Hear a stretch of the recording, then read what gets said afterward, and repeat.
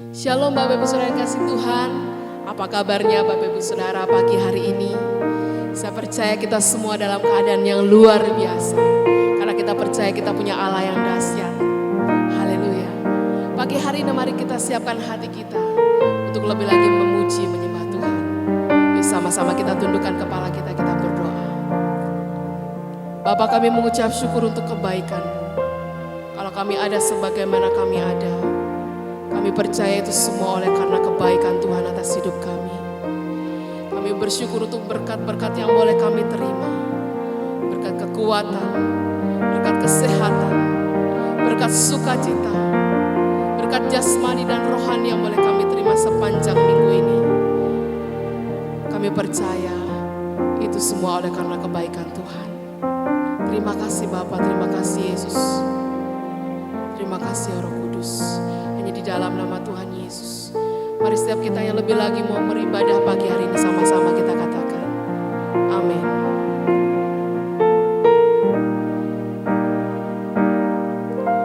Yesus Engkau baik, sungguh baik, sangat baik.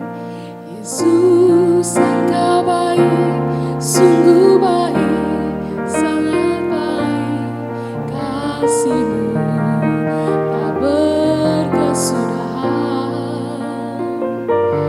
Kasih-Mu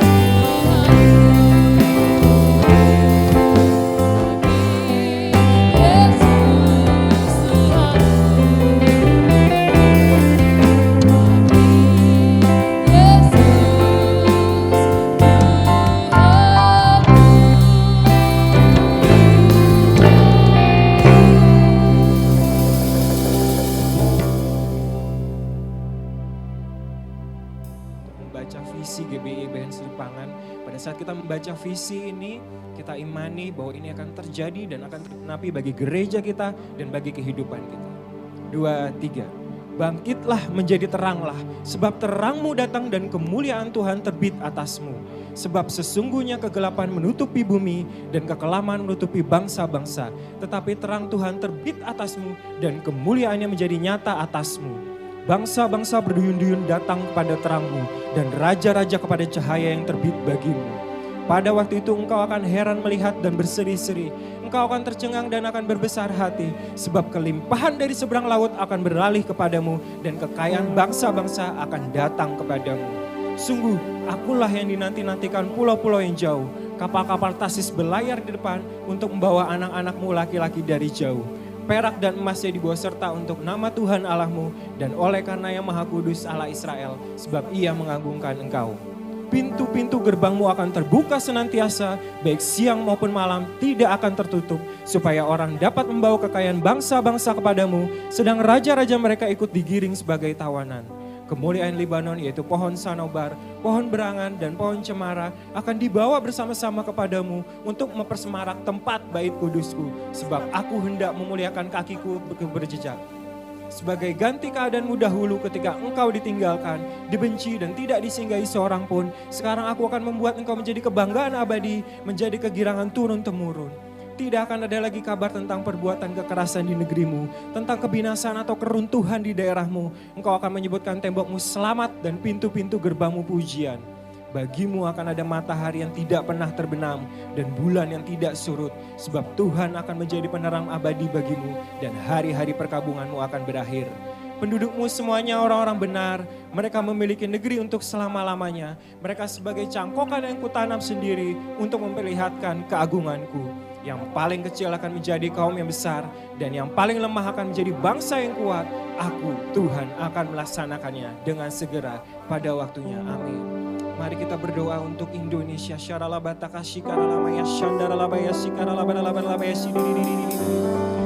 Bapak, pada saat ini kami mau angkat tangan kami untuk Indonesia ya Bapak. Kiranya jamahan-Mu terjadi atas Indonesia. Urapan-Mu tercurah atas Indonesia ya Bapak. Belas kasihan-Mu tercurah atas Indonesia. Ampuni bangsa kami Bapak. Ampuni bangsa kami ya Bapak. Kiranya Engkau menjamah bangsa ini ya Bapak. Kami tahu, kami berdoa, kami percaya bahwa Engkau bersama kami melalui wabah ini ya Bapa.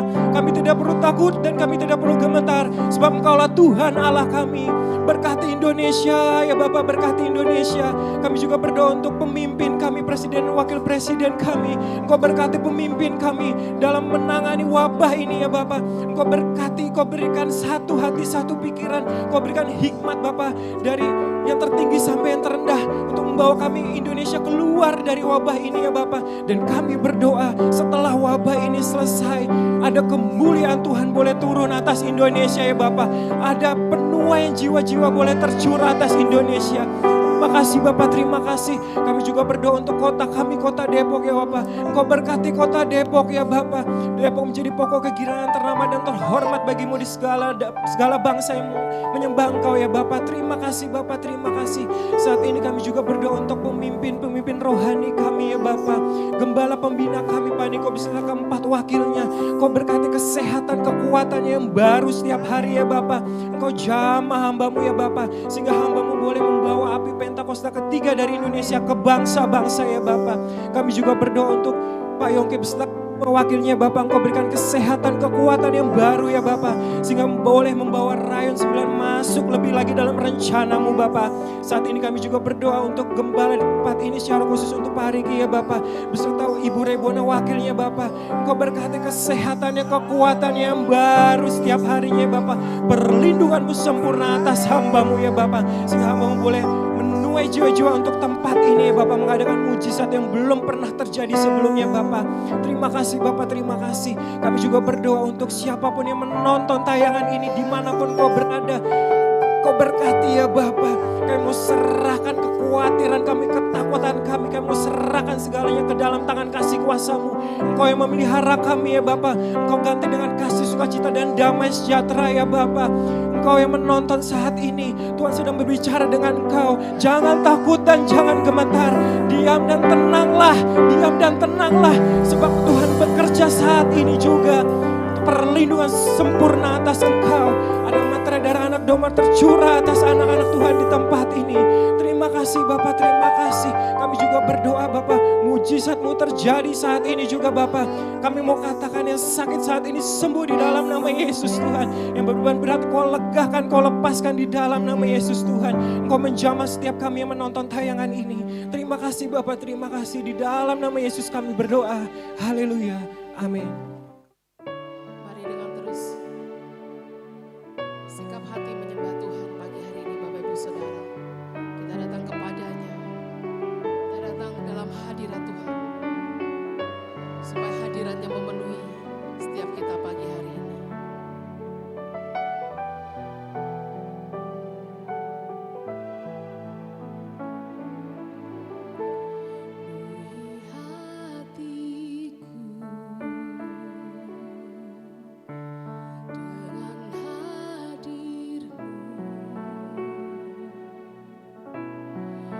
Ku rindu memandang wajah-Mu, oh Tuhan.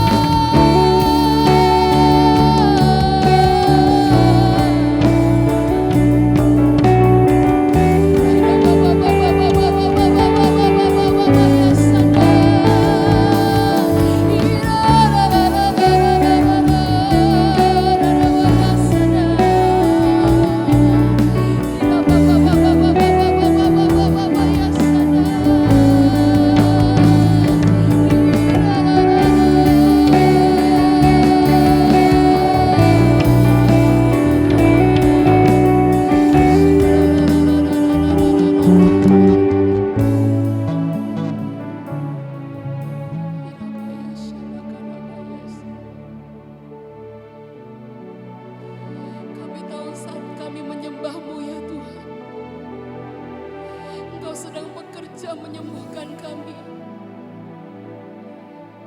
Kami tahu Tuhan saat kami menyembah-Mu, Engkau sedang bekerja memulihkan kami ya Tuhan. Kami tahu pada saat kami menyembah-Mu ya Tuhan, Engkau bekerja untuk memberikan kami pengharapan dan kekuatan.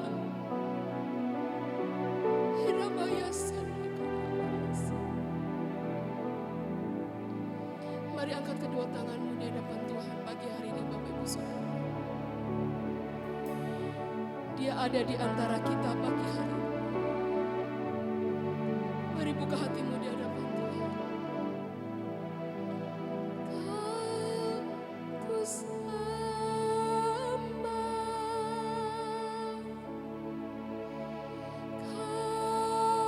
ku sembah.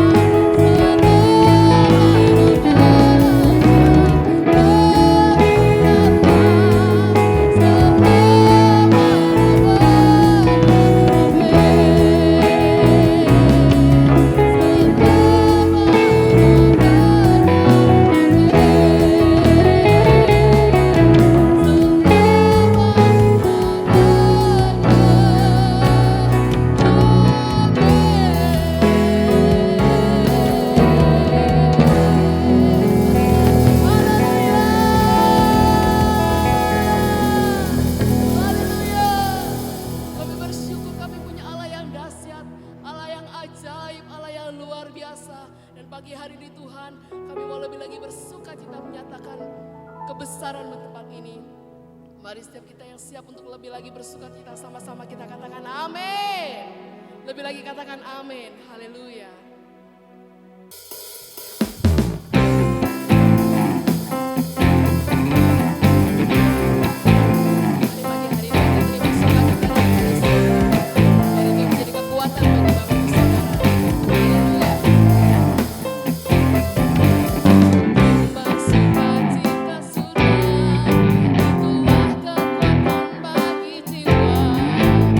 Dapat rasakan kasih-Nya di tengah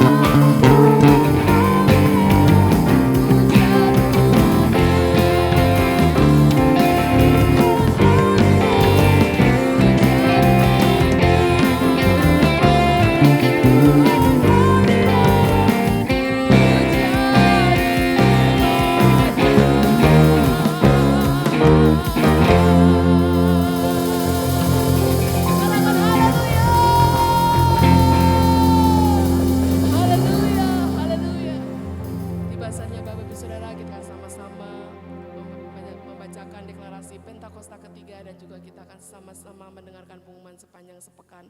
Tuhan Yesus memberkati. Pentakosta ketiga adalah pencurahan Roh Kudus yang dahsyat di zaman now melebihi yang terjadi di Azusa Street. Pentakosta ketiga akan mengakibatkan penuhan jiwa yang terbesar dan yang terakhir sebelum Tuhan Yesus datang kembali. Pentakosta ketiga akan membangkitkan generasi Yeremia, yaitu anak-anak muda yang dipenuhi Roh Kudus, cinta mati-matian kepada Tuhan Yesus, tidak kompromi terhadap dosa, dan akan bergerak untuk memenangkan jiwa. Pentakosta ketiga lahir di Indonesia dan bergerak ke bangsa-bangsa. Gerakan ini dari timur ke barat dan akan kembali ke Yerusalem. Pentakosta ketiga akan memberikan kuasa untuk menyelesaikan amanat agung, dan setelah itu Tuhan Yesus datang kembali. Selanjutnya Bapak Ibu Saudara, kita akan sama-sama berdoa untuk persembahan. Dan pada saat kami membawa persembahan, kami percaya pintu surga terbuka dan berkat Tuhan dicurahkan. Kami percaya Allah kami akan memenuhi semua keperluan kami menurut kekayaan dan kemuliaannya dalam Kristus Yesus Tuhan kami. Kami percaya pintu-pintu gerbang kami akan terbuka senantiasa baik siang maupun malam, tidak akan tertutup supaya orang dapat membawa kekayaan bangsa-bangsa kepada kami. Kami akan menikmati kekayaan bangsa-bangsa dan memegahkan diri dengan harta benda mereka. Jemaat semakin bertambah-tambah jumlahnya dan bertumbuh menjadi murid Kristus. Inilah saatnya memberi persembahan dalam nama Tuhan Yesus Kristus. Amin. Tepuk tangan sorak-sorai buat Tuhan. Memang terus memuji nama-Mu Tuhan. Sebab kami sudah mengecap kasih setiamu yang begitu besar buat kami. Haleluya, sama-sama tepuk tangan buat Tuhan. Katakan kasih Allah. Kasih Allah tak berkesudahan, selalu baru setiap pagi. Rahmat-Nya pun tak pernah berakhir seumur. Sekali lagi dengan segenap hati katakan, kasih Allah tak berkesudahan, selalu baru setiap pagi. Rahmat-Nya pun tak pernah berakhir seumur hidup. Dengan sukacita ku kan menari, dengan sorak-sorai memuji, ku naikkan pujian, haleluya, nyanyi bagi Dia Sang Raja, nyanyi bagi Dia Sang Raja. Kasih Allah, katakan kasih Allah tak berkesudahan, selalu baru setiap pagi. Amin Tuhan. Rahmat-Nya pun tak pernah berakhir seumur. Sekali lagi katakan kanan kirimu, kasih Allah. Kasih Allah tak berkesudahan, selalu baru.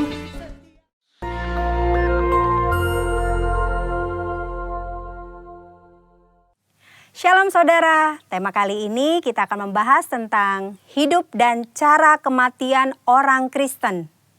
Tidak sedikit orang percaya, khususnya para pelayan Tuhan yang setia, berpulang karena serangan wabah COVID-19. Kemudian banyak orang bertanya, apa yang salah? Kenapa? Kok bisa? Orang seringkali mengaitkan cara kematian seseorang dengan kehidupannya. Kematian adalah hal yang tidak terhindarkan dari kehidupan semua makhluk hidup di dunia termasuk manusia. Ada dua pandangan, yaitu yang pertama pandangan orang yang saleh pasti meninggal dengan cara terhormat, seperti mati dengan tenang, tidak menderita kesakitan, saat-saat terakhir dengan kondisi baik. Pandangan yang sebaliknya yaitu orang yang berdosa besar. Mereka meninggal dengan cara yang hina. Maksudnya matinya menderita, sendirian di saat-saat terakhir dan mengenaskan meninggal karena kecelakaan atau korban kriminal. Benarkah kedua pandangan tersebut? Tentu saja pandangan tersebut salah. Alkitab mencatat Tuhan Yesus sendiri diperhadapkan dengan pertanyaan dan situasi yang mirip Dalam Lukas 13 ayat 1 sampai dengan 5 terjadi peristiwa matinya peziarah di Yerusalem yang dibunuh oleh Pilatus dan darahnya dicampur dengan korban darah yang akan dipersembahkan. Peristiwa yang kedua adalah orang-orang Galilea mati tertimpa menara dekat Siloam. Dua peristiwa ini membuat orang-orang bertanya, dosa besar apa yang telah dilakukan oleh kedua kelompok ini? Hingga mereka meninggal dengan cara yang mengenaskan. Saat itu juga Yesus menegur mereka bahwa hal itu terjadi bukan karena mereka lebih berdosa. Dosa dan kesalahan atau konsekuensi yang dibuat oleh manusia bisa saja mengakibatkan penderitaan dan mati dengan mengenaskan. Tetapi mengatakan semua orang yang mati dengan tidak enak dan mengenaskan adalah orang yang lebih berdosa, itu pendapat yang salah. Apalagi mengaitkan dengan kualitas kerohanian mereka. Tuhan Yesus mengajarkan di Lukas 13 ayat 1 sampai dengan 5. Yang pertama, cara mati seseorang tidak menunjukkan kualitas hidupnya. Mungkin saja orang yang berdosa bisa mati atau meninggal dengan cara yang tidak enak dan menderita. Tetapi bukan selalu bila seseorang meninggal dengan cara yang tidak enak, artinya pasti karena ada dosa besar yang dilakukan. Jangan mengaitkan cara kematian seseorang dengan kualitas hidupnya. Yesus berkata dengan tegas, jikalau tidak bertobat bisa binasa dengan cara yang tidak enak, bahkan menderita untuk selama-lamanya. Yesus menekankan bahwa penting diperhatikan adalah pertobatan, bukan cara meninggal seseorang. Yang kedua, kualitas hidup seseorang akan berkonsekuensi pada kekekalan. Selain pertobatan, hal yang sama penting adalah menghasilkan buah-buah dalam hidup. Perhatikan perumpamaan pemilik kebun anggur dalam Lukas 13 ayat 6 sampai dengan 9. Si pemilik kebun anggur mengetahui bahwa ada pohon anggur yang tidak berbuah dan ia memberi perintah untuk ditebang. Namun si pengelola kebun meminta kesempatan untuk pohon itu dibiarkan hidup. Dan jika sudah diberi kesempatan masih tidak berbuah, pohon itu segera ditebang. Maksudnya adalah kita masih hidup. Artinya kita diberi kesempatan untuk mengalami pertobatan dan menghasilkan buah. Jika tidak, kita akan dibinasakan. Waktu yang Tuhan berikan harus kita responi dengan pertobatan dan berbuah. Saudara, jangan salah fokus dengan mempertanyakan bagaimana cara seseorang meninggal. Sebaiknya kita meresponi kesempatan hidup yang Tuhan berikan. Yang pertama, kita fokus pada pertobatan dan menjalani hidup yang menghasilkan buah. Agar kita tidak mengalami hukuman dan penderitaan kekal. Yang kedua, tidak ada hubungan langsung antara cara seseorang mati dengan kerohanian yang dijalani selama hidupnya. Yang ketiga, cara orang percaya mati adalah kedaulatan Tuhan yang tidak dapat diselami oleh manusia. Tetaplah percaya dan serahkan diri kepada Tuhan. Percayalah, tidak ada keputusan Tuhan yang salah. Saudara, kita tidak boleh menilai bahkan menghakimi seseorang melalui cara kematiannya. Sebagai contoh, memperkatakan, sudah rajin beribadah, berpuasa, berbahasa roh, kok bisa mati karena COVID-19? Hal itu tidak ada hubungannya, lagi sangat tidak pantas untuk diucapkan karena tidak menghormati dan tidak sensitif terhadap perasaan keluarga yang ditinggalkan. Mari saudara, kita fokus kepada pertobatan dan menghasilkan buah-buah yang baik selama kita masih punya kesempatan. Tuhan Yesus memberkati.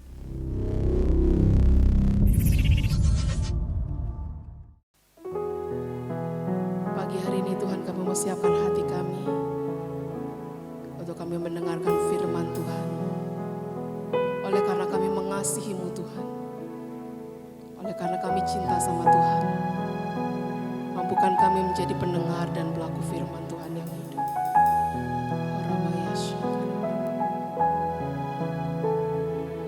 Aku mengasihi Engkau Yesus dengan segenap hatiku. Aku mengasihi Engkau Yesus dengan segala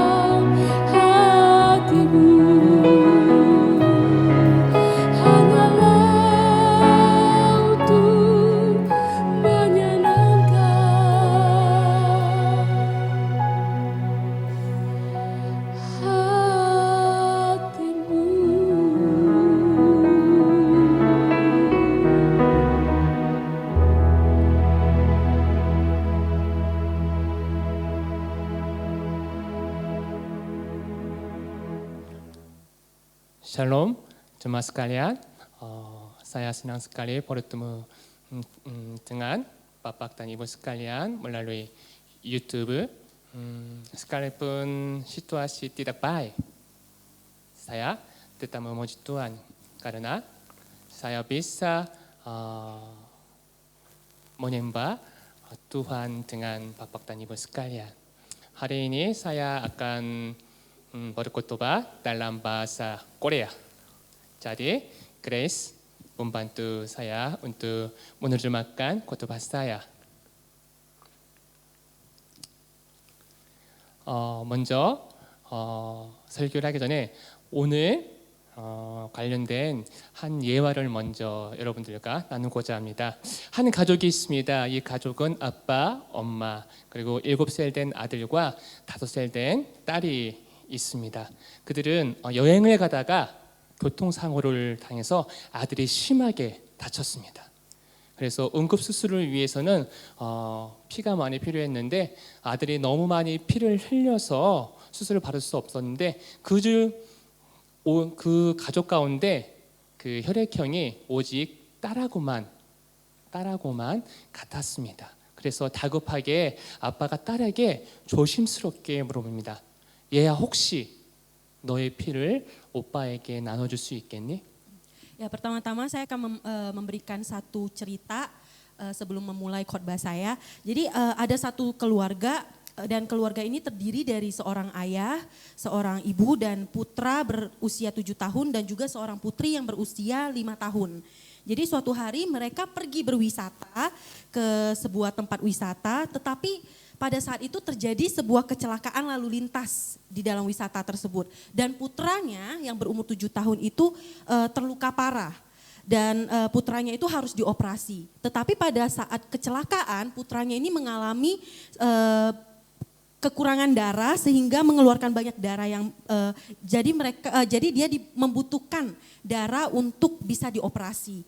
Tetapi di dalam keluarganya itu hanya putrinya saja, hanya adik perempuannya itu saja yang sama golongan darahnya. Jadi pada saat itu ayahnya bertanya kepada anak perempuannya ini dengan hati-hati, dia bertanya, bisakah kamu mendonorkan darahmu kepada kakakmu? 딸아이는 이 질문에 잠시 동안 뭘 생각하는 것 같더니 머리를 끄덕였습니다. 수술이 끝난 후 의사가 대성공이라 말해 주었지만 그때까지 여전히 그 딸아이는 침대 위에 가만히 누워 있었습니다. Jadi pada saat itu anak perempuannya itu sepertinya berpikir terus sebentar, berpikir serius dan kemudian dia menganggukkan kepalanya. Jadi setelah operasi, dokter memberitahu kepada keluarganya bahwa operasinya sukses sekali. Namun pada saat itu putrinya masih terbaring diam di tempat tidur. 아버지 너무 기뻐서 이 좋은 소식을 그 딸에게 알려주었습니다. 그리고 이 소식을 들은 딸은 아빠에게 물었습니다. 와, 정말 기뻐요. 그런데 나는 언제 죽게 되나요? 아버지가 깜짝 놀랐습니다. 죽다니? 네가 왜 죽어? Jadi pada saat itu ayahnya sangat bahagia, sangat sukacita. Jadi dia berkata, puji Tuhan. Dan kemudian bapaknya itu ayahnya menyampaikannya kepada putrinya tentang kabar baik ini. Nah, kakakmu sudah hidup karena darahmu. Jadi putrinya kemudian menjawab dengan suara yang sangat tenang. Wow, saya senang sekali. Tapi ayah, kapan aku akan mati? Dan ayahnya terkejut. Kemudian dia bertanya kepada putrinya, mati? Kenapa kamu mati? 그 딸은 이렇게 말했어요. 아빠, 피를 뽑으면 사람은 죽는 거 아닌가요? 잠시 동안 침묵이 흐른 뒤 아빠가 눈물을 흘리면서 그 딸에게 묻습니다. 그럼 넌 죽을 줄 알면서 오빠에게 피를 준 거니? 그러자 딸이 이렇게 말합니다. 예, 전 오빠를 너무 사랑하거든요. Jadi anak perempuannya ini kemudian menjawab bapaknya, ayah, bukankah ketika orang akan mati ketika darahnya diambil. Kemudian setelah diam beberapa saat ayahnya terdiam dan menangis mengeluarkan air mata. Dan kemudian dia bertanya kepada putrinya, kamu sudah tahu tentang hal ini. Kenapa kamu masih mau memberikan darahmu kepada kakakmu? Kemudian anak perempuan ini menjawab, "Iya ayah, karena saya sangat mencintai kakakku." 이 이야기는 짧지만 우리에게 많은 것을 전해줍니다. 이 세상에서 가장 위대한 것은 아마도 사랑일 것입니다. 사랑하면 모든 것을 다 감당할 수 있는 능력이 생깁니다. 심지어 자신의 그 생명조차도 줄 수 있는, 다른 사람에게 줄 수 있는 그 능력이 생깁니다. Ya, walaupun cerita ini sangat singkat, tapi cerita ini cukup mengharukan hati kita. Yang terbesar, yang paling besar di dunia ini adalah kasih. Jadi kalau kita mempunyai kasih, kita bisa memiliki kemampuan untuk mengatasi segala hal. Bahkan dapat memberikan hidup kita kepada orang lain. 그래서 예수님은 우리를 위해서 그렇게 큰 일을 하셨던 것입니다. 요한복음, 우리가 너무 잘 알고 있는 요한복음 3장 16절 말씀에 하나님이 세상을 이처럼 사랑하사 독생자를 주셨으니 이는 그를 믿는 자마다 멸망치 않고 영생을 얻게 하려 하심이라. Jadi Yesus Kristus bisa melakukan begitu besar hal bagi kita semua. Di dalam Yohanes pasal 3 ayat 16 mengatakan, mari kita membacanya bersama-sama. Karena begitu besar kasih Allah akan dunia ini, sehingga ia telah mengaruniakan anaknya yang tunggal, supaya setiap orang yang percaya kepadanya tidak binasa, melainkan beroleh hidup yang kekal. 오늘 우리는 한 아버지의 이 놀라운 사랑의 이야기와 철없는 두 아들의 이야기를 함께 나눌 것입니다. Hari ini kita akan berbagi cerita tentang cerita kasih seorang ayah yang sangat luar biasa untuk kedua putranya yang tidak dewasa. 미국의 한 목사님은 이 이야기를 책으로 만들었습니다. 그 제목이 더 프로디갈 갓입니다. 이 프로디갈이라는 이 뜻은 앞뒤 안 가리고 헤프게 쓰는 그런 의미를 가지고 있습니다. 그래서 많은 사람들이 이 이야기를 할 때 보통 아버지한테 사용하지 않고 아들에게 사용합니다. 그래서 더 프로디갈 son이라는 제목을 많이 붙입니다. Seorang pendeta di Amerika Serikat menerbitkan sebuah buku tentang cerita ini yang berjudul The Prodigal God. Jadi prodigal sendiri artinya adalah boros, pemborosan tanpa ada perhitungan. Namun pada umumnya ketika kita berbicara tentang perumpamaan ini, banyak orang yang menyebutkannya bukan prodigal God tapi prodigal son. 그런데 이 목사님은 하나님에게 이 프로디갈이라는 단어를 사용했습니다. 왜냐하면 앞뒤 가리지 않고 사랑을 베푸시는 그 하나님의 크신 사랑을 전하고 싶었기 때문입니다. 우리 하나님은 우리를 위해서 앞뒤 가리지 않고 사랑을 베푸시는 그런 멋진 아버지이십니다. Tetapi pendeta ini menggunakan kata ini pada Tuhan. Karena Tuhan adalah Tuhan kita adalah Tuhan yang memboroskan kasih-Nya untuk kita tanpa perhitungan. Dan di dalam bukunya pendeta ini ingin menyampaikan kepada kita tentang Allah yang maha pemurah hati. Kasih Tuhan kepada kita adalah Tuhan yang sangat mengasihi kita tanpa perhitungan. 오늘 우리는 여러분들과 함께 이 하나님의 이 놀라운 사랑에 대해서 나누기로 합니다. 누가복음 15장의 말씀에서 예수님을 통하여 우리에게 나눠주기 원하시는 아버지의 뜻을 함께 살펴보도록 하겠습니다. Baik, hari ini saya ingin berbagi tentang kasih Tuhan dengan Bapak Ibu sekalian. Mari kita sama-sama mau melihat kehendak Bapa yang ingin disampaikan kepada kita melalui Yesus di dalam Injil Lukas pasal 15. 누가복음 15장은 크게 네 부분으로 나눌 수 있습니다. 그리고 1에서 2절의 말씀은 오늘 말씀의 배경이 되는 부분입니다. 1절, 2절의 말씀 보면 지금 세리들과 죄인들이 예수님의 말씀을 듣기 위해서 예수님께 모여들었습니다. 그리고 예수님은 그들과 함께 교제하며 식사를 나눕니다. Di dalam Injil Lukas pasal 15 ini dapat terbagi menjadi 4 bagian. Bagian yang pertama adalah ayat 1 sampai 2 dan bagian ini adalah latar belakang dari firman hari ini. Di dalam ayat 1 sampai 2, pemungut cukai dan orang-orang berdosa telah datang kepada Yesus untuk mendengarkan Yesus. Dan Yesus menerima mereka dan makan bersama dengan mereka. 그러나 이 모습을 싫어하는 사람도 있습니다. 바로 바리새인과 서기관들은 예수님의 이 행동에 대해서 투덜거립니다. 그들의 생각으로는 예수님의 행동을 절대 이해할 수 없습니다. 왜냐하면 유대인은 이런 편견을 가지고 있습니다. 만약 유대인이 죄인들과 함께 먹고 마시면 그 사람도 하나님께 죄를 짓는 것이라고 생각했습니다. 그래서 그들은 많은 사람들이 있는 가운데 예수님에 대해서 이렇게 말하고 있습니다. 이 사람이 죄인들과 세리들과 함께 식사를 하고 있다. Tetapi pada saat itu orang-orang Farisi dan ahli-ahli Taurat bersungut-sungut tentang apa yang dilakukan oleh Yesus. Pikiran mereka itu tidak bisa memahami apa yang dilakukan oleh Yesus pada saat itu. Karena pada zaman itu orang Yahudi tidak bisa makan bersama-sama dengan orang-orang yang berdosa, yang melakukan dosa. Mereka mempunyai sebuah prasangka bahwa jika orang Yahudi makan bersama dengan mereka yang berbuat dosa, perbuatan itu sama dengan perbuatan berdosa di hadapan Tuhan. Jadi mereka berkata seperti ini di dalam pasal 15 Injil Lukas, orang ini menerima orang berdosa dan malah makan bersama dengan mereka. 그러다 예수님은 세 개의 예화를 차례대로 이야기합니다.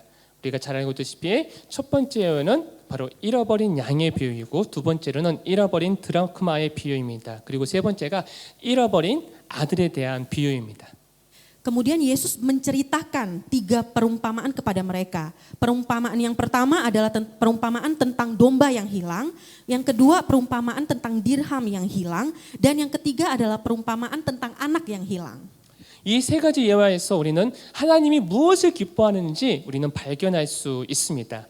다만 조금 다른 것이 있다면 첫 번째와 두 번째 예화에서는 잃어버린 것을 찾는 사람이 있지만 세 번째 예화는 잃어버린 것을 찾는 사람이 없고 대신 기다리는 아버지가 등장합니다. 왜? 이 세 번째 예화는 잃어버린 것을 찾는 사람이 등장하지 않는 것일까요?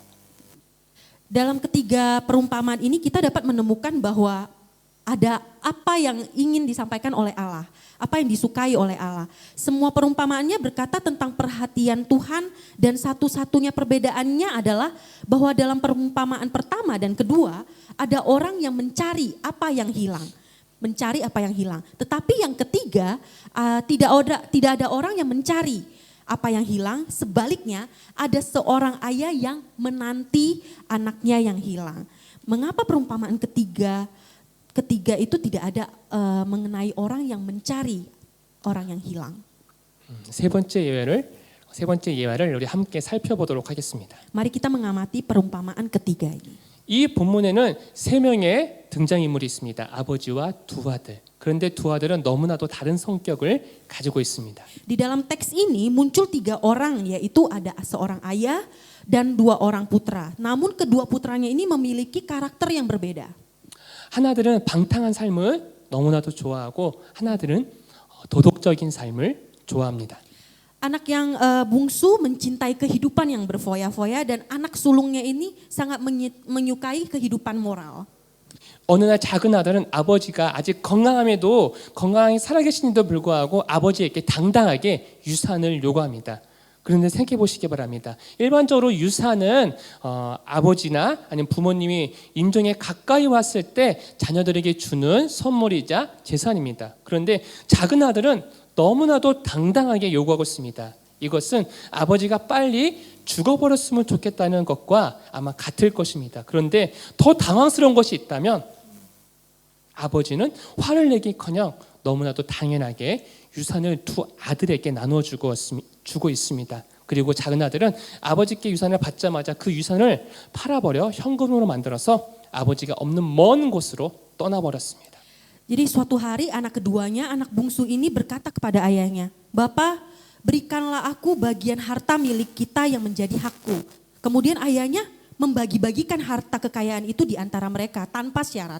Coba bayangkan, seorang ayah yang masih sehat, bahkan secara umum warisan itu adalah sesuatu yang diberikan ayahnya kepada anak-anaknya sebelum ayahnya hampir meninggal dunia. Namun anak bungsunya ini menuntut sebuah warisan kepada ayahnya. Ini artinya apa? Artinya adalah hampir sama dengan saya mengharapkan ayah saya meninggal dengan cepat. Namun yang lebih mengejutkan adalah perbuatan ayahnya. Karena pada saat itu ayahnya membagi-bagikan warisan itu kepada anaknya tanpa syarat dan tanpa kemarahan apapun. Bahkan setelah anak keduanya, anak bungsunya menerima bagian dari ayahnya dan dia segera menjual seluruh warisan dan pergi ke negeri yang jauh dari ayahnya. 이 당시 아버지가 아들에게 넘겨준 유산의 대부분은 아마 땅으로 되어 있을 것입니다. 그리고 그 당시 이스라엘에서 땅은 매우 중요한 의미를 가지고 있습니다. 왜냐하면 모든 땅은 하나님으로부터 받은 축복이기에 그들은 땅을 생명처럼 여겼습니다. 그런데 작은 아들은 아버지가 생명처럼 그 여겨온 땅을 아무런 망설임도 없이 팔아버렸습니다. Pada zaman itu warisan itu diberikan seorang ayah adalah sebagian besar tanah, sebuah tanah. Dan pada zaman itu di Israel, tanah adalah sesuatu yang mempunyai arti penting dalam kehidupan mereka. Karena semua tanah datang dari Tuhan. Dan mereka menganggap tanah itu sebagai berkat dari Tuhan. Namun anak bungsunya segera menjual tanah yang diberikan ayahnya itu dan membuatnya menjadi uang tunai tanpa ada rasa kecemasan. 이 모든 것을 본 아버지의 마음은 어땠을까요? 아버지의 마음은 매우 아팠을 것입니다. 그런데 더 놀라운 것은 아버지는 그 아들이 떠난 그날부터 집에서 계속 그 아들을 기다리고 있었다는 것입니다. Tetapi pada waktu itu bagaimana hati ayahnya? Sebenarnya ayahnya sangat menderita. Tetapi seperti yang telah kita ketahui, sejak hari itu sang ayah terus-menerus menunggu anak bungsunya. 집 떠난 작은 아들은 수많은 재산을 금방 흥청망청 사용했고 얼마 지나서 모두 탕진하고 말았습니다. 아마도 작은 아들은 이런 생각을 가지고 있었던 것입니다. 아버지께 받은 이 유산은 정말로 엄청나게 많아서 내가 평생토록 놀고 먹어도 사라지지 않을 거야. 무한일 거야. 영원할 거야. 하지만 아버지를 떠난 그 재산은 무한하지도 않았고 허랑방탕한 삶은 그 재산을 모두 빠르게 사라지게 만들었습니다. Anak keduanya itu memboroskan semua miliknya dengan gaya hidup yang sudah lepas kendali dan semuanya itu cepat sekali habis. Waktu saya berpikir mungkin anak bungsu itu mempunyai sebuah pikiran bahwa miliknya ini tidak terbatas. Tetapi milik yang dibawa dari rumah bapaknya itu ada batasannya. Dan kehidupannya yang lepas kendali itu segera menghabiskan kekayaan yang sudah dia punya itu dengan cepat. 더군다나 아들이 도망간 그 나라는 크게 흉년이 들어서 그의 삶은 더 빈곤해졌습니다. 심지어 돼지가 먹는 쥐업 열매조차 마음대로 먹을 수 없게 되었고 그때서야 비로소 그 아들은 아버지 집의 그 풍성함을 생각합니다. 적어도 지금 자신의 삶보다는 아버지 집에서 일하는 일꾼들의 그 삶이 더 풍족하고 행복할 거라 생각했기에 그는 집으로 돌아갈 생각을 합니다.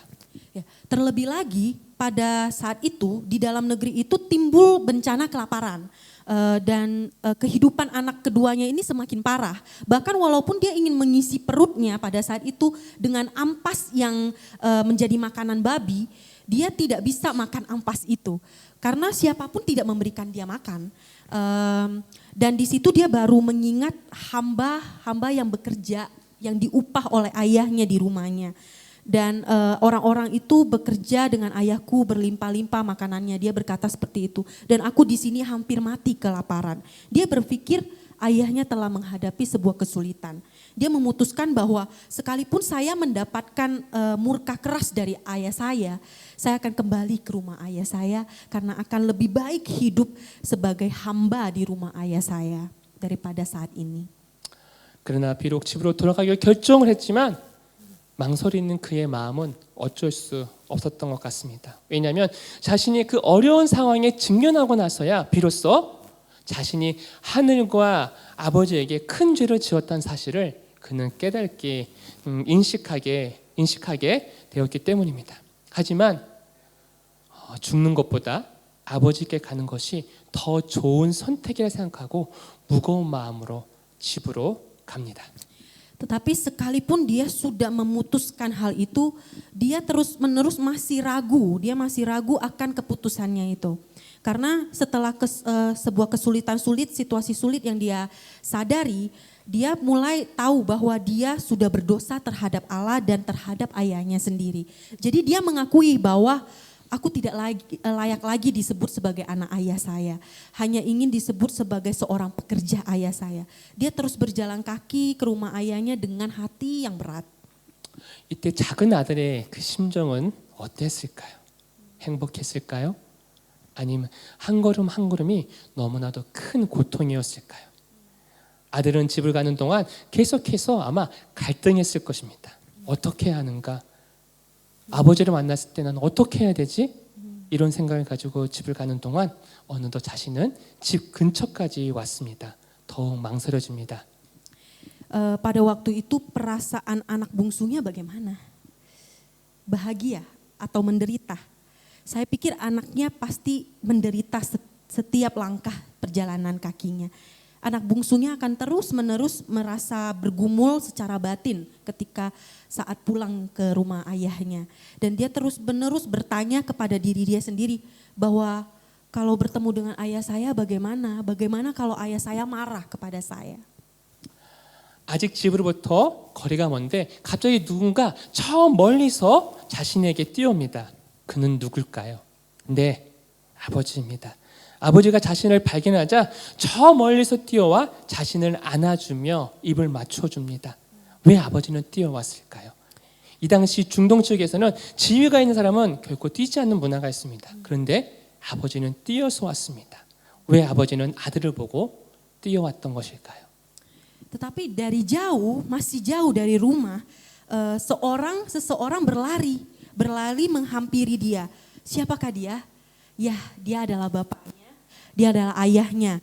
Bapaknya, ayahnya berlari menemui dia, lalu memeluk dan menciumnya. Mengapa bapaknya berlari dan mencium anaknya? 물론 여러 가지 이유가 있을 것입니다. Mungkin ada beberapa alasan. 아버지는 잃어버린 아들을 너무 사랑했습니다. 그래서 아들을 보자마자 뛰어왔던 것입니다. 그러나 또 다른 이유가 있습니다.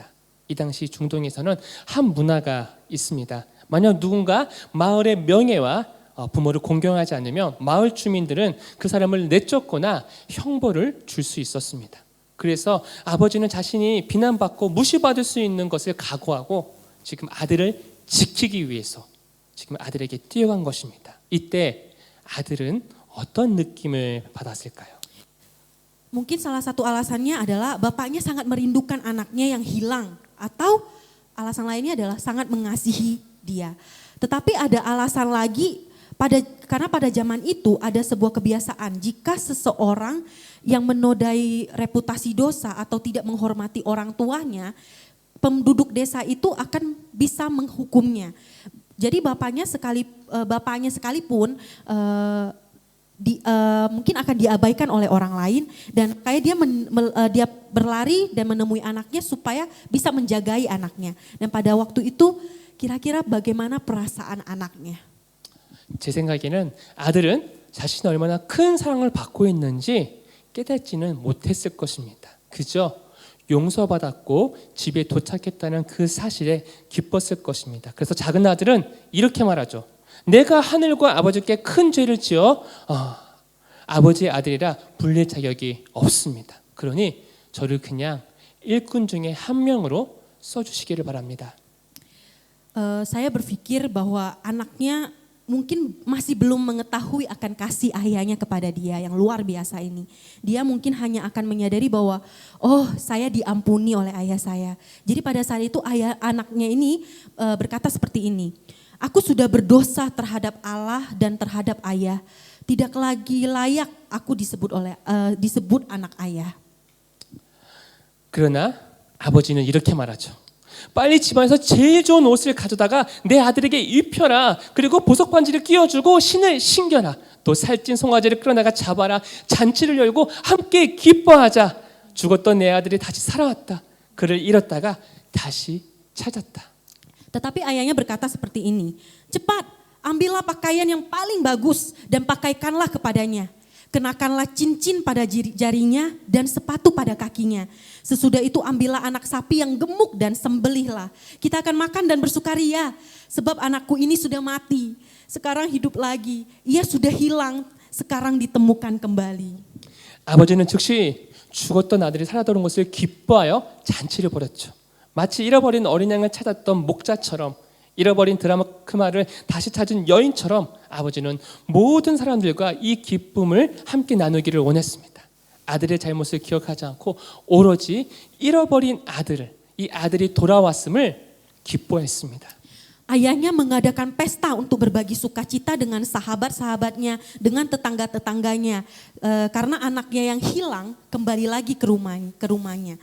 Seperti gembala yang mencari satu domba yang hilang dan perempuan yang mencari satu dirgam yang hilang, dia mengadakan pesta juga untuk berbagi sukacita dengan sahabat-sahabat dan tetangganya. Bapaknya tidak mengingat lagi kesalahan anak bungsu itu. Dia hanya bersukacita karena anak bungsunya telah kembali. 우리 하나님 아버지는 분명 죄를 미워합니다. 그러나 우리의 죄보다 우리가 다시 아버지께 돌아왔다는 사실을 더 중요하게 여깁니다. 왜냐하면 우리는 하나님께 너무나도 소중한 자녀이기 때문입니다. 우리의 아버지의 사랑은 우리가 생각하는 그 이상의 사랑의 소유자가 되십니다. Sekalipun Tuhan sangat membenci dosa, Allah Bapa kita adalah Allah Bapa yang mengampuni dosa kita. Jadi jika kita kembali kepada Bapa, karena Tuhan kita adalah Tuhan yang maha pemurah bagi kita dan Tuhan sangat mengasihi anak-anaknya. Kasih Bapa kita jauh lebih besar dari apa yang kita pikirkan dan kita sudah dikasihi oleh Tuhan. 하지만 이 잔치에 참여하지 않은 한 사람이 있습니다. 누굴까요? Tetapi ada satu orang yang tidak mau mengikuti pesta ini. Siapakah dia? 예, 바로 큰아들입니다. 큰아들은 자신의 동생이 살아 돌아왔지만 조금도 기뻐하지 않습니다. 오히려 불쾌하고 싫어했고 아버지의 부탁을 거절했습니다. 불순종했습니다. 그리고 이렇게 아버지를 비난합니다. Kita semua sudah tahu kalau itu adalah anak sulungnya. Dia tidak senang sama sekali dengan kejadian adiknya kembali lagi hidup. Bahkan dia tidak nyaman dan marah tentang hal itu. Jadi dia menolak permintaan ayahnya dan dia mencela perbuatan ayahnya bagi anak bungsu itu. Kemudian anak sulung itu berkata kepada ayahnya, 저는 열애에 두고 아버지를 위해서 열심히 일하였습니다.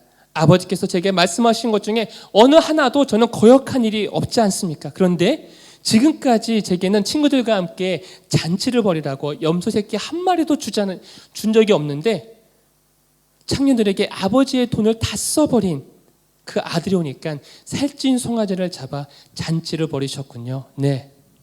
bertahun-tahun lamanya aku bekerja mati-matian untuk ayah. Tidak pernah aku membantah perintah ayah. Dan apakah yang ayah berikan kepadaku? Seekor kambing pun belum pernah ayah berikan untuk aku berpesta dengan kawan-kawanku. Anak ayah itu sudah menghabiskan kekayaan ayah dengan perempuan pelacur. Tetapi begitu ia kembali, ayah menyembelih anak sapi yang gemuk untuk dia. 이 말은 무슨 의미를 가지고 있나요? 나는 지금까지 아버지께 순종했는데 아버지는 오히려 청년들과 함께 아버지의 그 모든 살림을 말아먹은 동생을 위해서 잔치를 벌이고 있군요. 아버지, 당신의 행동은 의롭지도 선하지도 않습니다. Apa maksud perkataan ini? Sekarang anak sulung ini sangat marah kepada ayahnya. Dia selalu ada di rumah ayahnya dan mematuhi setiap apapun yang ayahnya katakan. Tetapi pada saat adiknya pulang, anak bungsu itu pulang, ayahnya malah mengadakan pesta bagi dia. Dan dia tidak bisa memahami perbuatan ayahnya ini. Sekarang anak sulungnya mulai mencela tentang perbuatan ayahnya kepada adiknya ini. Bapak, perbuatanmu itu tidak adil, tidak baik sama sekali. 지금 큰아들은 작은 아들이 아버지께 유산을 요구함으로써 행했던 그 잘못보다 더 큰 잘못을 행하고 있습니다. 동네의 많은 사람들이 참석한 잔치 가운데 큰아들은 참석하지 않음으로써 아버지의 이름을 먹칠하고 말았습니다. 아들의 이런 모습을 많은 사람들이 목격하였을 것입니다.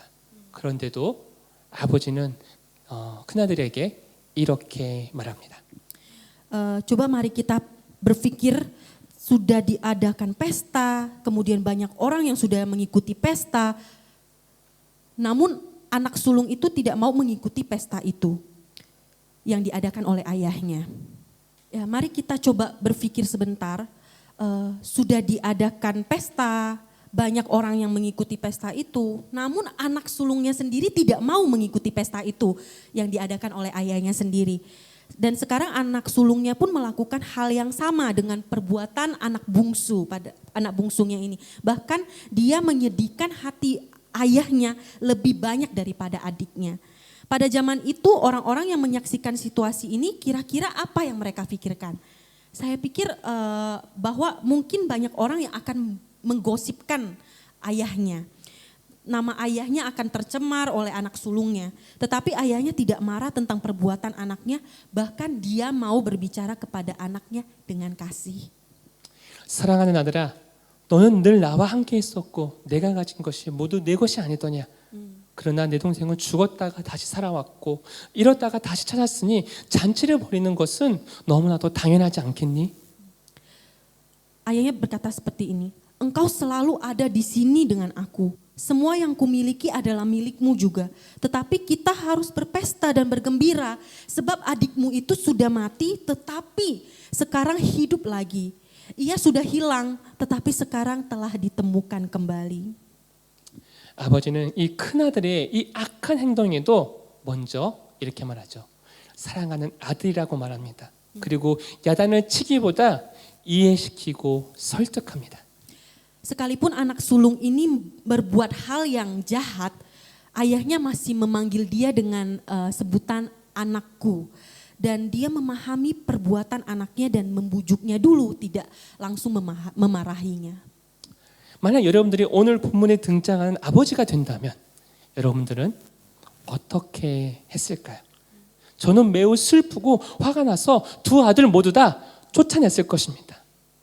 자신이 죽기를 바란 작은 아들을 향하여도 그리고 많은 사람들 앞에서 아버지를 모욕한 큰 아들에게도 아버지는 벌을 주지 않았습니다. 그리고 오히려 사랑하는 아들이라고 말합니다. 그리고 함께 잔치에 참여하기를 원하고 있습니다.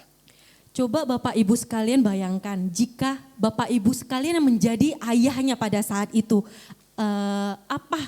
bagaimana perasaan Bapak Ibu sekalian? Kalau saya mungkin saya akan merasa sedih dan marah sekali, sangat marah dan saya akan mengusir kedua anaknya ini. Namun bapaknya malah mengadakan pesta bagi anak bungsunya dan membujuk anak sulungnya tanpa murka untuk ikut bersama dengan pesta ini. Dan bapaknya tetap memanggil mereka dengan sebutan anakku. 우리 하나님 아버지는 이런 분입니다. 우리가 생각하는 그 이상으로 우리를 사랑하시는 분입니다. 그런데 우리는 우리 하나님 아버지를 향하여 좀 잘못된 생각을 가지고 살아갑니다. 우리는 하나님을 나를 마음대로 조정하시는 분으로, 그리고 내가 순종하지 않으면 나에게 벌을 주시는 분으로, 그리고 우리는 가끔 이렇게도 생각할 때가 있습니다. 하나님은 정말로 나를 사랑하시기는 하나요? Mari kita coba perhatikan, kita juga masih tidak menyadari akan hati Tuhan yang sempurna ini. Tetapi Tuhan tetap memanggil kita sebagai anak. Dia memanggil kita anakku. Dia sangat mencintai kita lebih dari apa yang kita sudah pikirkan. Namun kita selalu salah paham dengan terhadap Bapa kita di surga. Contohnya Tuhan hanya mau mengendalikan hidup saya saja. Dan hanya mau menghukum saya saja. Jika saya tidak mematuhinya, apakah Tuhan masih benar-benar mencintai saya? 우리는 하나님을 오해하고 그리고 하나님을 잘 이해하지 못하고 살아갈 때가 있습니다. 그래서 우리는 하나님이 우리를 향하여 사랑하는 아들아, 사랑하는 내 딸아 부르시고 있음에도 우리는 이 사랑스러운 음성을 듣지 못하고 살아갈 때가 있습니다. 나는 모든 성도님들이 어떠한 상황 가운데도 우리를 기다리시는 무한한 그 하나님의 그 사랑을 맛보시기를 간절히 기도합니다. Ya, sebab kita itu hidup dengan sebuah kesalahpahaman tentang Tuhan dan kita jadinya tidak bisa mendengarkan suara yang indah ini, perkataan yang indah ini di dalam hidup kita. Saya berdoa agar seluruh jemaat selalu menikmati kasih Allah yang tidak terbatas bagi anak-anaknya dan rahmat Tuhan selalu menantikan kita di tengah-tengah situasi apapun. 마지막으로 잔치에 대해서 더 살펴보면 왜 예수님은 두 그룹, 즉 죄인들과 이 바리새인들에게 세 가지 예화를 이야기하셨을까요? Dan yang terakhir saya ingin berbagi tentang pesta. Mari kita coba mencari alasan mengapa Yesus menceritakan ketiga perumpamaan ini kepada dua kelompok, yaitu orang yang berdosa dan orang-orang Farisi, yaitu ahli-ahli Taurat. 오늘 본문에 등장한 세 가지 예외에는 잃어버린 것을 찾는 사람이 있고 또 그 사람들에 의해 행해지는 것들이 있습니다. 바로 잔치입니다. Di dalam pasal 15 ini ada tiga perumpamaan tentang mencari apa yang hilang. Dan di dalam tiga perumpamaan ini apa yang diadakan oleh orang tersebut adalah pesta. 한 목자, 한 여인, 그리고 한 아버지. 그들은 모두 잃어버려서는 안 되는 소중한 것들, 즉 양, 드라크마, 아들을 다시 찾았을 때 그들은 잔치를 벌여 자신들의 기쁨이 얼마나 큰지 사람들에게 말하고 있습니다. 그리고 우리 하나님은 지금도 우리를 위해서 그 잔치를 준비하고 있습니다. 그리고 그 잔치에는 두 아들 같은 우리들도 참석하시기를 원하시고 있습니다. Ada seorang gembala, seorang perempuan dan juga seorang ayah. Mereka sudah kehilangan apa yang sebenarnya sangat berharga dan tidak boleh hilang di dalam kehidupan mereka, yaitu domba, dirham dan seorang anak. Itu adalah apa yang tidak boleh hilang sama sekali di dalam hidup mereka. Tetapi mereka menemukan apa yang hilang itu. Lalu mereka mengadakan sebuah pesta. Dan pestanya ini adalah ungkapan sukacita yang terbaik dari hati mereka. Tuhan kita saat ini sedang mempersiapkan pesta di surga untuk kita semua. Dan Tuhan ingin agar kita semua bisa hadir di dalam pesta di surga ini. 이제 결론을 말하도록 하겠습니다. 오늘 1절과 2절의 내용을 다시 살펴보면 예수님은 세리와 죄인들과 함께 식사를 합니다. 그리고 이 모습을 바리새인과 사두개인들은 못마땅한 표정을 짓고 있습니다. 마치 자신의 동생이 살아다온 것을 기뻐하는 잔치에 큰아들이 못마땅한 표정을 짓고 있는 것처럼 그들은 불평하며 예수님을 비난하고 있습니다. 그들은 예수님이 자신들을 죄인보다 더 높이고 함께 교제할 줄 알았던 것입니다. 더욱이 그들은 자신들만이 진정한 유대인이라고, 세리와 죄인들은 유대인이 아니라는 그런 생각을 가지고 있었습니다. Tuhan ingin bahwa kedua anaknya ini mengikuti pesta yang di surga. Mari coba kita melihat ayat 1 sampai 2 lagi. Yesus sudah makan bersama seorang pemungut cukai dan orang berdosa. Mereka yang melihat situasi ini, yaitu orang Farisi dan ahli-ahli Taurat, hati mereka itu sangat tidak nyaman. Dan mereka bersungut-sungut tentang apa yang dilakukan Yesus pada saat itu. Seperti seorang anak sulung yang tidak suka dengan perbuatan ayahnya bagi anak bungsu, mereka mengeluh dan mencela Yesus. Karena mereka berpikir bahwa Yesus menghormati kami, harusnya menghormati kami lebih daripada orang-orang berdosa. Dan sesungguhnya Yesus harus bergaul dengan kami dulu. Bahkan mereka berpikir bahwa hanya kami orang Yahudi yang sejati. Mereka berpikir bahwa pemungut cukai dan orang berdosa bukan Yahudi yang sejati. 그러나 예수님은 세리와 죄인들과 함께 먹고 마셨습니다. 마치 아버지가 돌아온 작은 아들을 위해서 잔치를 벌여 함께 먹고 마시려고 했던 것처럼요. Tetapi Yesus berbicara, bahkan makan bersama dengan orang berdosa. Seperti seorang ayah yang mengadakan pesta bagi anak bungsunya dan makan bersama-sama dengan sukacita. 예수님이 세 가지 예화를 주변에 있는 사람들에게 이야기한 이 목적은 단순히 우리의 마음을 따뜻하게 하려고 하는 것이 아닙니다. 물론 우리는 이 내용 가운데서 하나님의 크신 놀라운 사랑을 발견할 수 있습니다. 하지만 예수님은 우리의 잘못된 편견을, 잘못된 생각을 바꾸시기를 원했습니다. Tujuan Yesus dengan ketiga perumpamaan ini tidak hanya untuk menghangatkan hati kita, tetapi juga untuk mengubahkan pikiran-pikiran kita yang salah, pemahaman kita yang salah. 왜냐하면 첫 번째로 이 당시 많은 이스라엘 사람들은 하나님에 대해서 잘못 알고 있었습니다. 그래서 예수님은 사람들에게 하나님의 자녀들을 향한 하나님의 그 위대한 사랑에 대해서 정확하게 이야기하기 위해서, 그리고 두 번째로는 하나님은 작은 아들과 같은 세리와 죄인들도 구원하기를 원하시며 또한 그들도 하나님의 그 잔치에, 기쁨의 잔치에 참여시키기를 원하시고 있습니다. 그리고 세 번째로는 하나님의 마음을 이해하지 못하면서 자신들이 진정한 하나님의 백성이라고 생각하는 바리새인과 사두개인들의 그 착각에서 그들을 벗어나게 ha시고, 또한 진정한 큰 아들은 바로 예수님밖에 없다는 그 사실을 전하고 싶으셨습니다. Yang pertama, Yesus ingin memberitahukan bahwa Tuhan kita adalah Tuhan yang maha pemurah, yang maha murah hati kepada anak-anaknya dalam situasi apapun juga. Kemudian yang kedua, Tuhan ingin menyelamatkan mereka yang seperti anak bungsu, yaitu pemungut cukai dan orang-orang berdosa. Dan mereka juga ingin orang-orang berdosa dan pemungut cukai ini juga masuk mengikuti pesta bersama-sama dengan Allah. Dan yang ketiga, hanya Yesuslah satu-satunya anak sulung sejati di dunia ini. Orang Farisi dan ahli-ahli Taurat mempunyai pikiran bahwa hanya merekalah anak sulung. Tetapi pikiran mereka itu salah.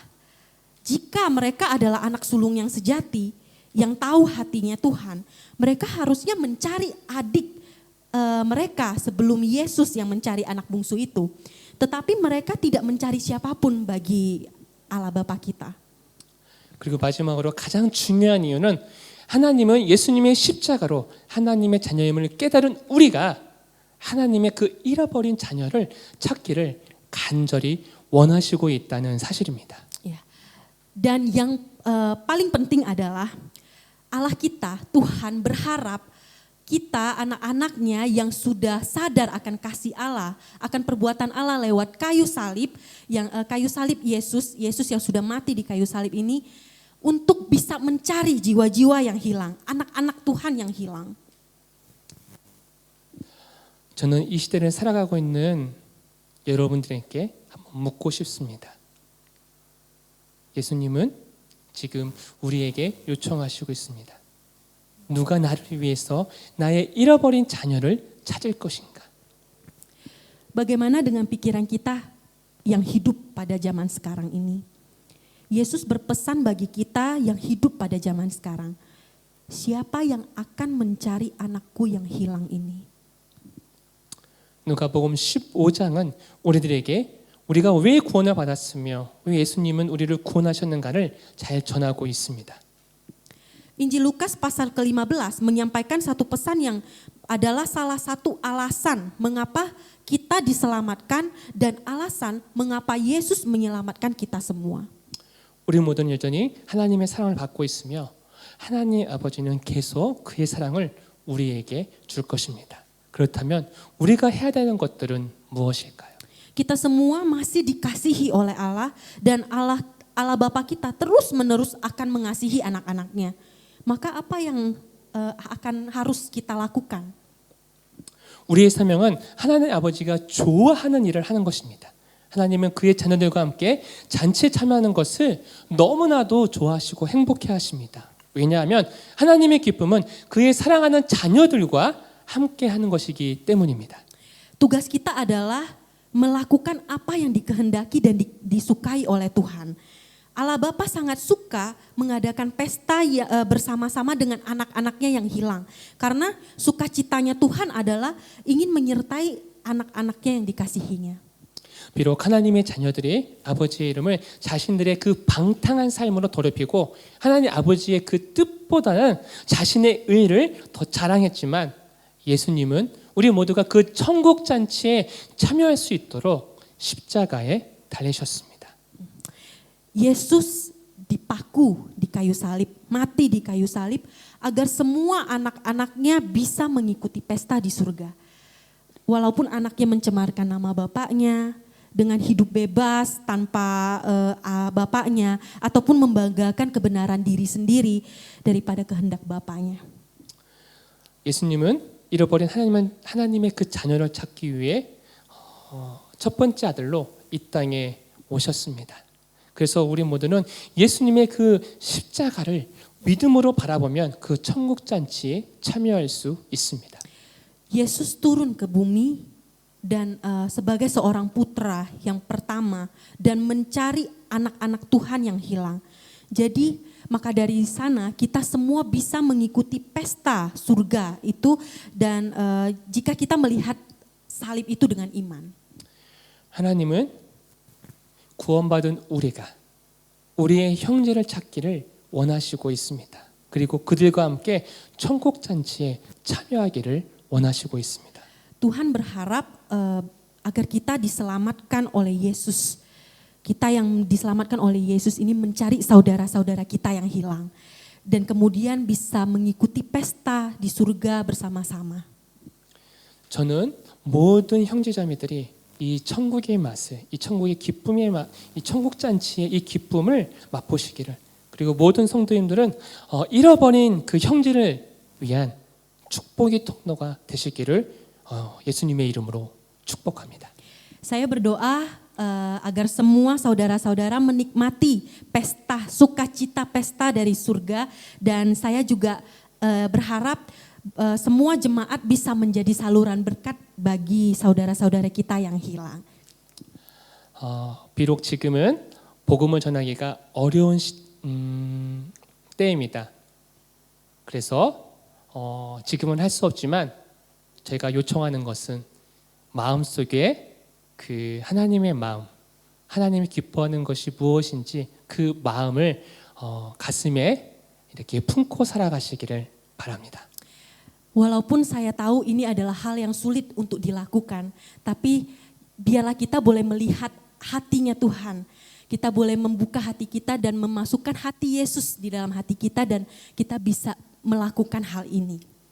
그래서 이 모든 어려운 시간이 지나간 다음에 우리 함께 하나님께서 찾고 있는 그 형제들을 찾는 저와 우리 성도님 되시기를 주님의 이름으로 축복합니다.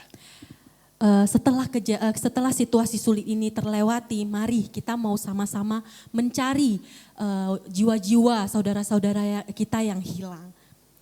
우리 함께 기도하겠습니다. Mari kita bersatu di dalam doa. Bapa yang baik di surga, kami mengucap syukur atas kasih-Mu yang setia bagi kami. Sekarang di seluruh dunia banyak orangnya menderita karena virus corona. Tuhan, kasihanlah kami agar tidak menderita dari virus corona. Tuhan, berikanlah tenaga medis kekuatan agar tidak menyerang orang sakit. Berikanlah kami iman besar agar bisa melayani orang lemah dan miskin. Tuhan, hari ini kami berbagi tentang perumpamaan anak yang hilang. Menurut firman hari ini, kami berdoa bahwa ingin mencari anak Tuhan yang hilang. Kami percaya bahwa sekalipun imam kami sering menggoyangkan, Tuhan tetap menyertai kami di mana situasi apapun saja.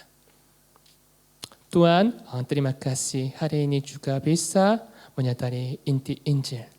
Tuhan, biarlah kami sukacita Injil agar kami selalu menikmati kasih Tuhan bagi kami. Kiranya Tuhan pakailah kami agar bisa memberitakan Injil sukacita. Jadi mereka juga bisa menikmati sukacita ampun di dalam Yesus Kristus. Tuhan, berikanlah kami penuh dengan Roh Kudus agar bisa mengatasi semua pencobaan dari dunia.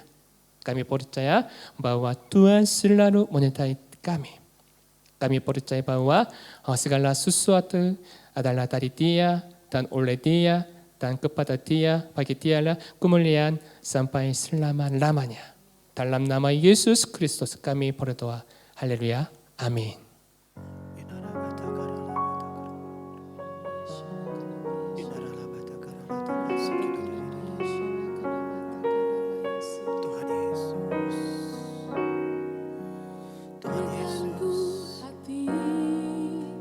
Seperti hatimu yang penuh dengan belas kasihan. Berikan ku mata seperti matamu, memandang tuayan di sekelilingku. Berikan ku tanganmu untuk melakukan tugasku. Berikan ku kaki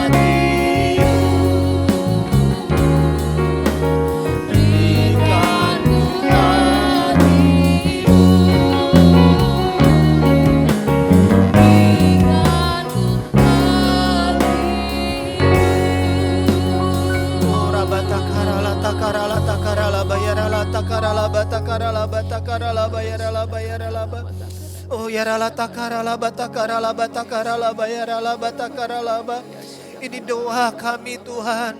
Ini doa kami Tuhan. Kami minta hati-Mu Tuhan pada saat ini. Buat setiap kami yang mendengar firman Tuhan. Buat setiap kami yang mengikuti ibadah ini Tuhan. Kami minta hati-Mu Tuhan.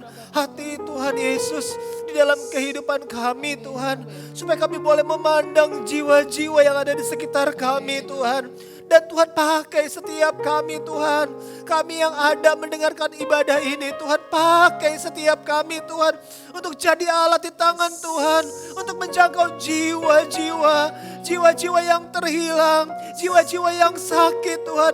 Jiwa-jiwa yang hilang pengharapan. Pakai setiap kami Tuhan. Roh Kudus pada pagi ini. Biar pengurapan dari Tuhan turun atas setiap kami. Turun memakai kami Tuhan. Kami jadi alat di tangan-Mu ya Tuhan Yesus. Terima kasih banyak ya Tuhan. Terima kasih banyak Tuhan.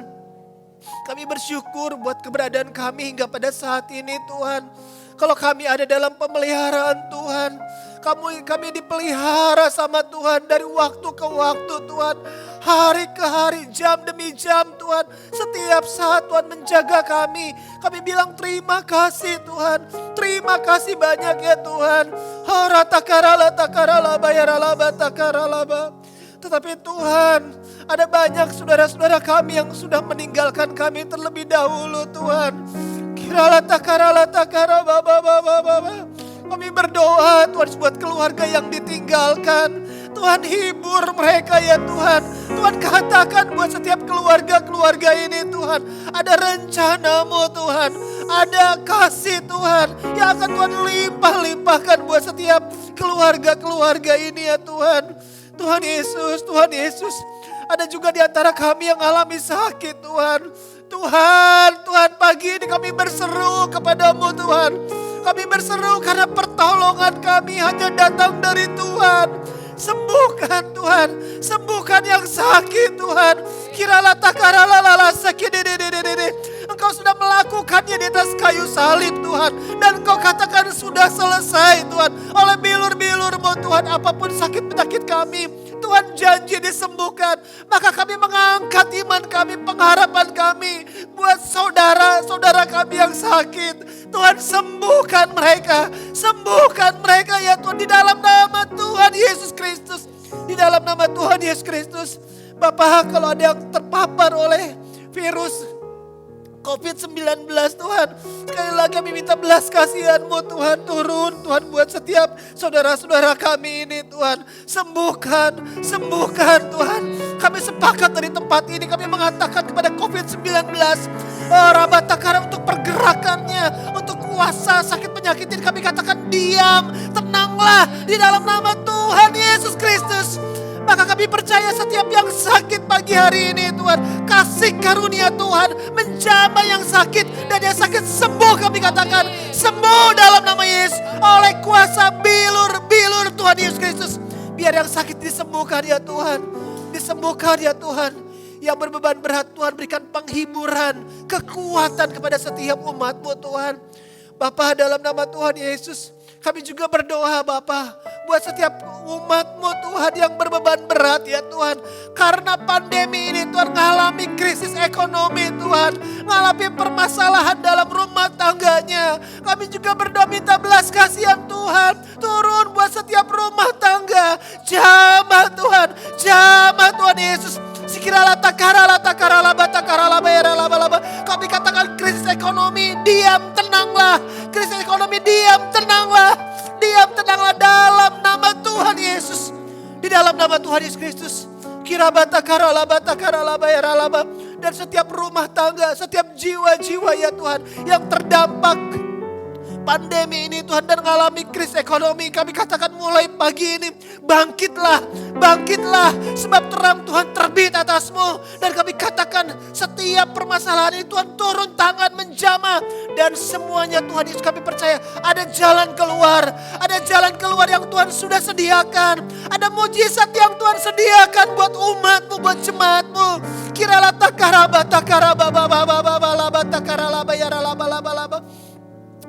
Mari saudara saya mengangkat kita semua, mengajak semua kita mengangkat kita di hadapan Tuhan.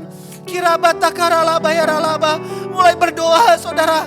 Berdoa apa yang menjadi pergumulanmu saat ini. Berdoa, angkat tanganmu kepada Tuhan. Dia dekat saat ini. Dia hanya sejauh doa. Ketika kita berseru, terima jawaban dari Tuhan. Kiralata karababa. Mari mengangkat tangan kita dan mulai berdoa. Mulai berdoa dalam nama Tuhan Yesus Kristus. Kirata kasih Bapak hambamu berdoa buat setiap tangan-tangan yang terangkat. Terima mujizat Tuhan. Terima jalan keluar. Terima kesembuhan. Kiralata karata karalata karalalalalalalalalalala. Kiralata karalalalala. Ada mujizat. Ada mujizat. Ada berkat yang dilimpahkan. Dicurahkan. Buat setiap rumah tangga demi rumah tangga. Buat setiap pekerjaan demi pekerjaan. Kirata kasih. Bapak terima kasih banyak ya Tuhan. Kami percaya dalam hadirat-Mu Tuhan, ketika kami membangun mesbah, kami terima perjumpaan dengan Tuhan. Dan kami terima berkat dari Tuhan pada pagi hari ini ya Tuhan. Tuhan, kami percaya sesuatu yang besar sedang terjadi buat pribadi kami, buat masa depan kami. Oh Tuhan, buat keluarga kami. Sesuatu yang besar sedang terjadi dan sudah terjadi di dalam nama Tuhan Yesus Kristus. Ada kebangkitan Tuhan Yesus. Ada mujizat yang besar terjadi. Biar pagi hari ini Tuhan kami mengalaminya ya Tuhan. Terima kasih banyak ya Tuhan. Terima kasih banyak ya Tuhan Yesus. Oh rabata karala takarala balaba. Kau kekuatan buat setiap kami Tuhan.